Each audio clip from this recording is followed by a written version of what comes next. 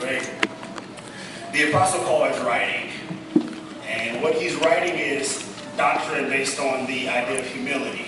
And what he's attempting to do in the early days of the church is he's attempting to establish a psychological concept or culture. Now, when I say culture, most people immediately flash to the ideas of ethnicity and race. And yes, while culture certainly applies to these things, it goes far beyond that. See, each group has its own culture. In the same respect, every church has their own culture. Every church worships in a different way. The way that you worship here, the characteristics, the traits, the things that you do are different. If we were to go to St. Margaret across the street, it's not the same. And what Paul is saying is he's not arguing your doctrine. There's no right or wrong way to worship, There's no right or wrong way to worship Christ. But what he is saying that is if you are going to be a follower of Christ, a true follower of Christ, then you must subscribe to this idea that humility must be at the heart of your teaching, because to be Christ-like is to be humble. Truly humble. Not the superficial humility that you see from a lot of people today. You know, humility is forever linked with another word. That word is intent. What drives you? Why do you do the things you do? Do you act from a place of humility? Do you seriously and genuinely do things without the possible, knowing that there's a chance that you may get no recognition, no validation, nothing, no acknowledgement? Or do you think that from this place you genuinely don't care what you do, things that you don't necessarily care about the outcome, because all you're concerned about is that you be acknowledged, that people validate you, that people praise you for the acts that you've done? And don't get me wrong, validation is great. We all work, and when we're on our jobs or whatever it is we're doing, when we do something well, we would like to be told good job or thank you or something. But if that's what you're doing it for, and you're operating from a place of selfishness. See, what we've done in society is we tried to make the word humility synonymous. What is the word we tried to make it synonymous with? We tried to make it synonymous with weakness. To be humble is to be weak. Because no strong-minded person would do something and not want to be acknowledged for it. But like I said earlier, that's a mind state of weakness. If you're operating in selfishness, you're operating in weakness. So let me pose this question to the church tonight. Do we serve a God of humility? Is God humble? Has God ever humbled himself for his children? In what way?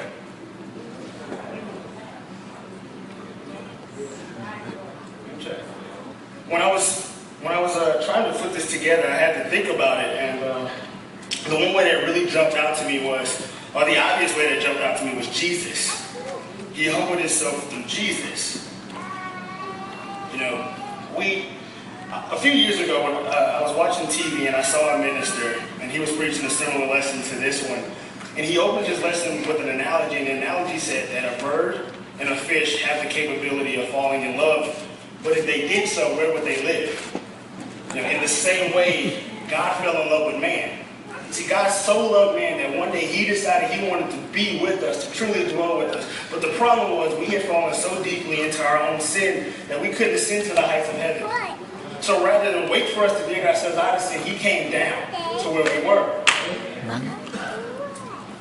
And when he did this, he had to give up something. This is where he humbled himself the first time. See, in order to be born, to dwell in this realm that we dwell in, you have to be born. Spirits can't dwell here. He had to be born, which means he had to be man. And to become man, he had to give up his power.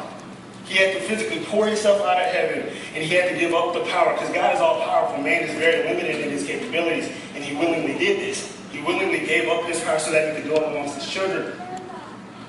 And so he's looking for a vessel to which he can place himself in.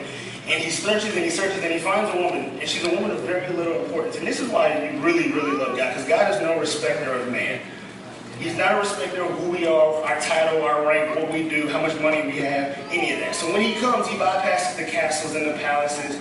He bypasses the high-ranking officials and the kings and the queens. And he places himself in the womb of a woman who has very little significance. In fact, before this, have you ever heard her name mentioned? No.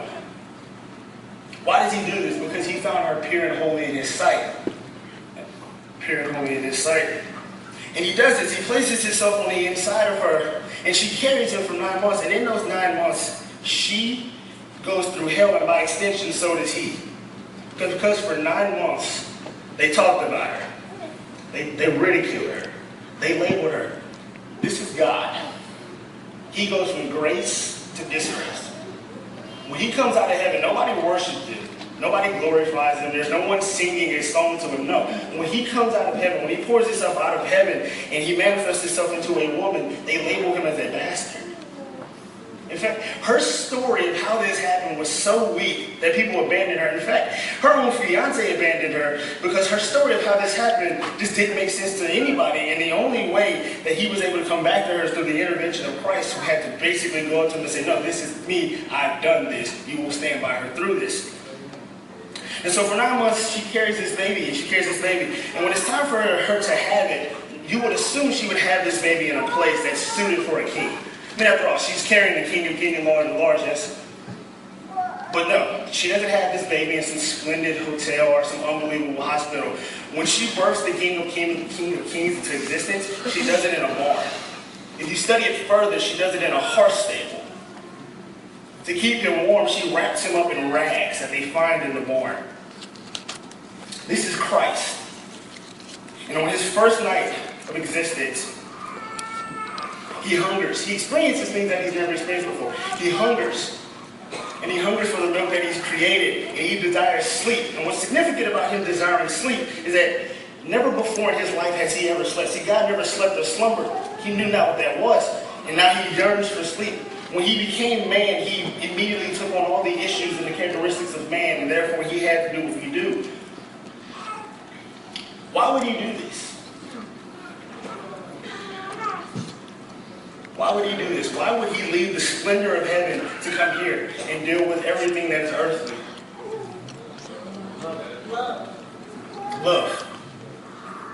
But more than that, for me, when I was thinking about this, I came up with this idea. He did this so that he could truly understand when we went to him in prayer what it was we were asking him for. You see, to know everything doesn't mean you truly understand everything. I'll say that again. To know everything doesn't mean you truly understand everything. We know that there's starvation in this city, in this state, in this country, in this world. It's factual. You know that. But unless you've ever been on the brink of starvation yourself, you can't truly comprehend what it is when someone comes to you and tells you that they're starving. That's how it was with God. When we prayed to God and we told him we were hungry, he knew not what hunger was because he never lacked. When we prayed to God and we told him we were tired, he knew not what tired was because he never slept or slumbered. He couldn't comprehend what it was that we were asking him to do. And only when he came to earth and manifested himself as a man could we go to him in prayer and tell him what we needed, and him comforted us in a way that he was not able to do before, because now he could say, I know what you mean, I've done that. And so for 33 years, he walks this earth. And I'm going to close with this. He walks this earth and he does all these fantastic things, miracles. He saves souls, he performs miracles, he wins people to the body. And these people, they love him, they adore him, and they crucify him. And he goes willingly to his death. And even in that moment, he was humbling himself. Because in that time, easily he could have said, I don't want to do this. I don't want to die on the cross. But at that moment, what he was doing, instead of thinking of himself, he was thinking of you. He knew that if he died on that cross, you would have an opportunity to spend an eternity in heaven. Even on his deathbed, he thought of you. He humbled himself. And if the Most High can humble himself, who are we to not humble ourselves? I want to thank y'all for y'all's time tonight. And that was my message.